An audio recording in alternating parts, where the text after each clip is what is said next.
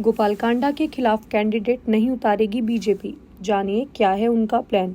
आपको बता दें, हरियाणा विधानसभा चुनाव में भारतीय जनता पार्टी औपचारिक रूप से गोपाल कांडा की हरियाणा लोकहित पार्टी के गठबंधन की घोषणा नहीं करेगी, बल्कि अनौपचारिक रूप से आपसी सहमति के तहत एक सीट गोपाल कांडा के लिए छोड़ी जा सकती है। बीजेपी ने अब तक हरियाणा की 90 विधानसभा सीटों में से 87 सीटों पर अपने उम्मीदवारों के नाम ऐलान कर दिए हैं। बीजेपी की तरफ से जिन 3 सीटों पर उम्मीदवारों के नाम का ऐलान नहीं किया गया है, इनमें से फरीदाबाद NIT, महेंद्रगढ़ और सिरसा विधानसभा सीटें हैं। मौजूदा वक्त में सिरसा सीट से गोपाल कांडा विधायक हैं। आपको बता दें, साल 2019 में विधानसभा में बीजेपी ने 40 सीटें जीती थी और दुष्यंत की जेजेपी ने 10 सीटें हासिल की थी।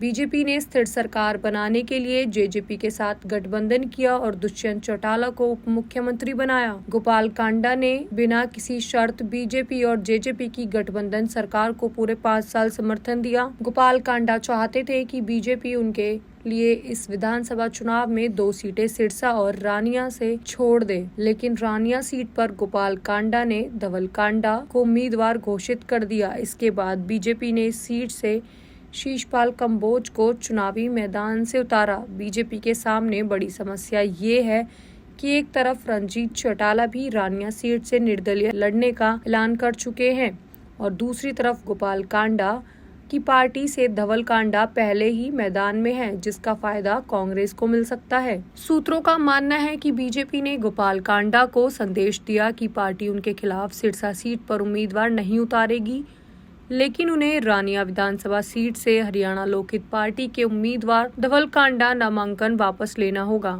हरियाणा विधानसभा चुनाव में 12 सितंबर नामांकन करने की आखिरी तारीख है। किसान आंदोलन के चलते इनेलो अध्यक्ष अभय चौटाला ने एलानाबाद विधानसभा सीट से विधायक पद से इस्तीफा दे दिया।